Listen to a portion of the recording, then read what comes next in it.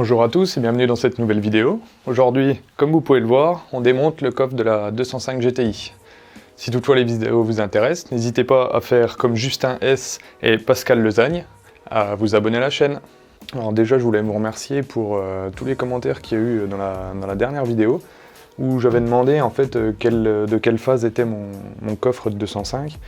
Et en fait, je me suis aperçu en recherchant bien sur internet, puis avec vos commentaires, que en fait c'est bien un phase 1. La seule chose qui me manque, en fait, c'est le petit aileron qui est à l'arrière. Donc, comme j'en ai acheté un dernièrement chez SOS 205 GTI, il est dans mon autre garage. J'aurais plus qu'à refaire ce coffre, parce que je pense que je vais garder le coffre, et je vais simplement recoller l'aileron dessus. Alors, pour les différencier, c'est vraiment pas dur du tout. Il faut regarder en fait à ce niveau-là. Vous voyez que la tôle qui est là est dans l'alignement de la vitre. Donc si elle est dans l'alignement de la vitre, c'est un phase 1. Et le phase 2, en fait, la tôle va être légèrement plus remontée comme ça. Et ça va faire déjà une sorte de petite casquette. Et ça, donc ce sera un phase 2. Donc je vous mettrai des photos directement dans la vidéo. Comme ça, vous verrez vraiment la différence. Alors pour le démonter, ce coffre, c'est vraiment pas dur. Sur la partie mécanique pour le retrait, alors déjà il faut commencer par l'ouvrir, c'est beaucoup mieux pour le démonter. Alors pour le démonter, en fait, on a simplement deux charnières, c'est un peu comme un capot, on les démonte, on enlève. Sauf que le plus gros souci, en fait, ça va venir du faisceau. Le faisceau qui est là, c'est ce qui va faire donc la fermeture centralisée, ce qui va faire je pense l'alimentation du chauffage de la vitre arrière. Il va y avoir le fil de l'essuie-glace. Voilà, en gros, il y a 3 connecteurs. Alors ces 3 connecteurs, ça je ne vous l'ai pas mis dans la vidéo, c'est simplement, en fait, ils vont sur le côté là, et ils descendent jusqu'en bas, ils sont connectés sur le bas de l'aile. Si vous avez regardé les vidéos précédentes, vous savez comment faire maintenant. C'est on déclipse. Simplement, hein, on déclipse, on les note. Alors là, je les ai pas notés, il faut que je le fasse encore. Et après, en fait, j'ai simplement tiré. Là, juste à ce niveau-là, il y a un trou. J'ai pris le fil, j'ai tiré. Là, j'ai tiré pareil. Et donc, je me retrouve avec ça. Sauf que les fils ne passent pas dans le trou qui sont là. Et j'ai pas envie de sortir donc de ce côté-là, en fait, les fils qui vont dans le coffre en lui-même. Parce que après, pour les repasser là, je pense que ça va être une galère comme pas possible. Donc ce que je vais faire, c'est, je vais ouvrir les cosses et je vais enlever les fils des cosses pour pouvoir les sortir et je remettrai les fils tout de suite dessus. Par contre, je laisserai le faisceau avec le coffre. Donc je l'emballerai pour la peinture, j'emballerai complètement le faisceau pour pas qu'il soit peint, qu'il soit tout blanc. Et puis voilà. Alors pour ouvrir une cosse, alors ça je l'ai fait qu'une fois, j'espère que je vais y arriver. Alors ça c'est les cosses automobiles normales de Peugeot. Hein. Juste sur le côté là, on peut voir en fait qu'il y a un clips là, à ce niveau là. Bon, elles sont un peu sales, on peut voir qu'il y a un tout petit clips. Donc en fait on vient, hop, enlever le plastique de dessus, on fait de l'autre côté, hop, et après, en fait la cosse elle s'ouvre en deux. Ce qui va nous permettre normalement d'enlever la cosse. Alors c'est là où je sais plus comment elles sont fixées. Je sais plus si c'est simplement en tirant dessus ou s'il faut mettre encore un tournevis dedans.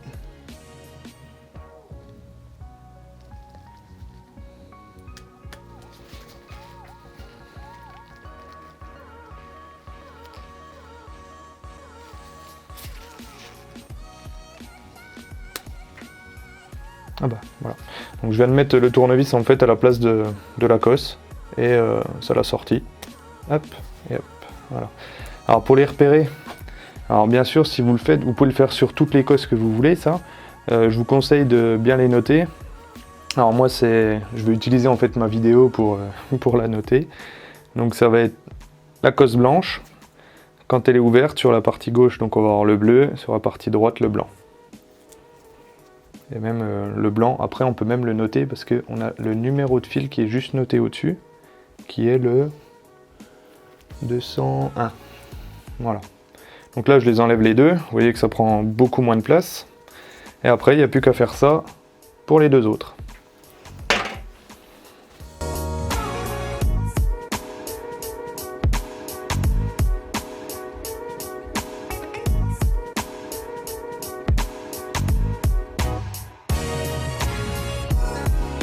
Donc là, on se retrouve avec un petit torron de fil qui est beaucoup plus petit et qui devrait passer beaucoup plus facilement dans le trou là-bas. Et là, on vient, donc toujours pareil, sortir celui-là. Voilà. Donc là, tous nos fils sont défaits. Moi, ce que je vais faire, c'est qu'à la fin de la vidéo, je les remettrai tout de suite dans l'Écosse. Comme ça, j'oublie pas et je perds pas l'Écosse et c'est remonté tout de suite, on n'en parle plus. Alors ensuite, du côté droit, on a un autre passage de tuyau, de câble, on va dire. Mais là, c'est un tuyau. En fait, c'est ce qui amène le liquide lave-glace sur la vitre arrière. Donc la pompe se trouve, comme on l'avait démonté, en bas à ce niveau-là. Le tuyau passe derrière dans l'aile. Hop, il remonte là, il arrive à ce niveau-là, il passe dans le coffre et après, en fait, il longe là et il arrive par là, je sais plus c'est lequel. Il arrive juste là, c'est ce tuyau-là. Alors à savoir que moi j'ai déjà enlevé la plaque en plastique qui est sur le bas du coffre là, enfin sur l'intérieur du coffre. Elle se trouve juste dans mon coffre là. Donc ce qu'il faut faire en fait, je vais vous le montrer tout de suite pour l'enlever.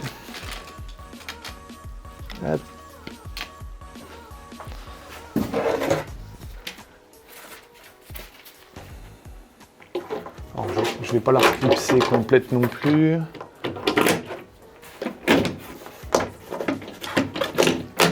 Hop. Donc là j'en ai remis que deux. Simplement, je sais pas si on voit celui de droite. Voilà. Simplement on glisse les doigts derrière et on vient tirer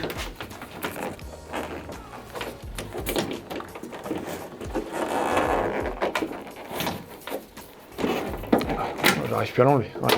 On vient tirer dessus, en fait c'est des petits caches en plastique qui s'enlèvent. Hop, là et voilà. Alors on en est au tuyau donc de la pompe de lave-glace. Donc la pompe de lave-glace, on l'a démontée dans les précédentes vidéos sur le démontage de l'intérieur. Donc là, je vais enlever le tuyau de la pompe. Je laisse la pompe sur le faisceau pour l'enlever quand j'enlèverai le faisceau arrière. Et là, on vient chercher la pompe, le tuyau.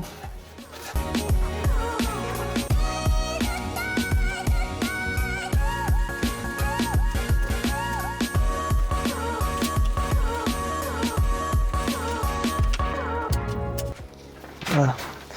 Et donc là, on le sort complètement de la partie aile de la voiture. Et après, hop, on la sort au niveau du coffre.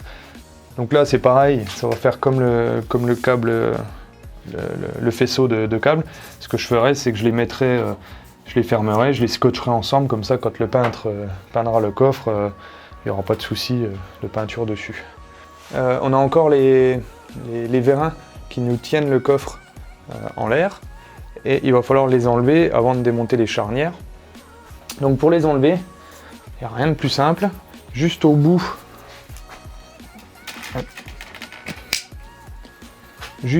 en fait de la rotule en fait du vérin, il y a un tout petit bout de plastique en fait, qu'il faut simplement enlever. Donc avec un tout petit tournevis, on vient au bout, hop, et on l'enlève.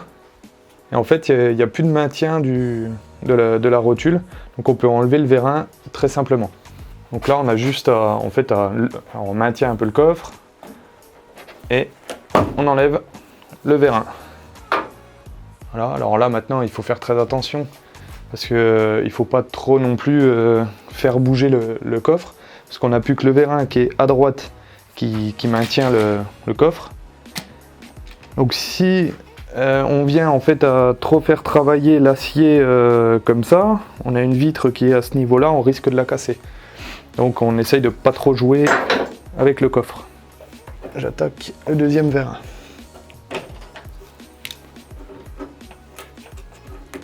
Voilà. Et donc là, je l'enlève. Donc là, bien sûr, on n'a plus de maintien du coffre. Donc ce que je vais faire, c'est que je vais le refermer. Et je vais commencer à desserrer les charnières. Alors juste pour le temps de les desserrer, parce qu'en fait je viens de me rendre compte que j'étais allé un peu vite en enlevant les charnières. Je vais juste la remettre 2 minutes, je vais vous expliquer. Donc là le vérin qui est juste là est prêt à être enlevé. Là ce que je vais faire, c'est que je vais desserrer donc les 4 vis des charnières. Je vais en enlever une complète sur chaque et les 2 autres juste je vais les desserrer. Parce que en fait c'est que si j'enlève le vérin tout de suite qui est à ce niveau là, bah après il faut que je tienne le coffre parce que ça fait quand même un certain poids et en plus il faut que je desserre, donc je vais y aller doucement. Alors au niveau du coffre des charnières, on est sur du 10. Hop.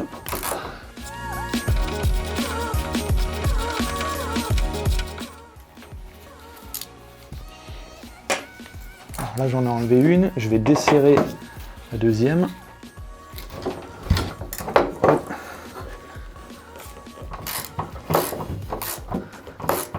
Voilà.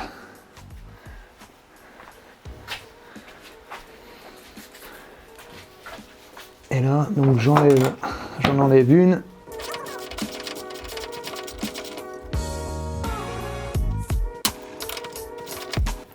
Donc à partir de ce moment-là, comme tout est desserré à partir de ce moment-là, on maintient bien le capot parce que là ça risque de tomber. Alors si vous pouvez, le mieux c'est d'être à 2. Là bon, je peux pas, j'ai personne sous la main pour m'aider, donc je vais essayer de le faire tout seul.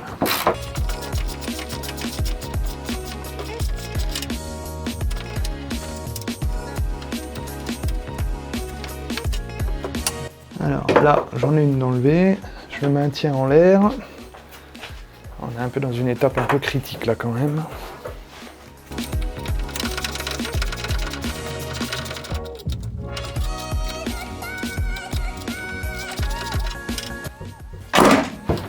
Alors voilà, toutes les vis sont enlevées. Maintenant, j'enlève. Je vais juste le pousser un peu là. J'enlève le vérin. Et là, le coffre est totalement enlevé. Donc là, on prend ses gros bras et on le soulève pour le sortir. Alors, ce qui reste à faire maintenant, c'est à finir de sortir les vérins de coffre. Donc, on est toujours pareil que de l'autre côté. On enlève les petits caches en plastique. Alors là, il s'est cassé en deux. Je pense que avec l'âge, ils doivent quand même pas aimer. Et le deuxième enlevé. Hop. Voilà. Donc là, ce que je vais faire, c'est que je vais remonter les cosses sur le bout du faisceau qu'on a démonté tout à l'heure. Donc les embouts plastiques, on va dire. Je vais pas vous montrer ça en vidéo parce qu'à part être long, ça va pas servir à grand chose. Hein. Simplement, on met le fil dedans dans le même sens, on le pousse dans le fond et on referme la cosse, quoi. C'est pas très dur à faire, quoi. Alors j'espère que cette vidéo vous aura plu. Je vous remercie pour le coup de main que vous m'avez donné pour savoir si c'était un phase 1 ou un phase 2. J'ai pu me rendre compte que donc c'était bien un phase 1. Dans une prochaine vidéo, ce qu'on fera, c'est qu'on démontera toute la vitre du coffre. Parce que je pense que ça va être un peu long, j'en ferai une vidéo vraiment spéciale là-dessus. Et après, je ferai certainement une vidéo sur comment rattraper toutes ces trouilles qu'il y a là. Alors à savoir que je sais pas si elle est perforante ou pas. Donc je sais même pas si je vais pouvoir vraiment récupérer le coffre, on verra. On verra ça au moment du démontage. Mais là voilà, bon, premier lieu, je voudrais démonter la vitre. Donc je vous dis à très bientôt pour une prochaine vidéo et bonne journée.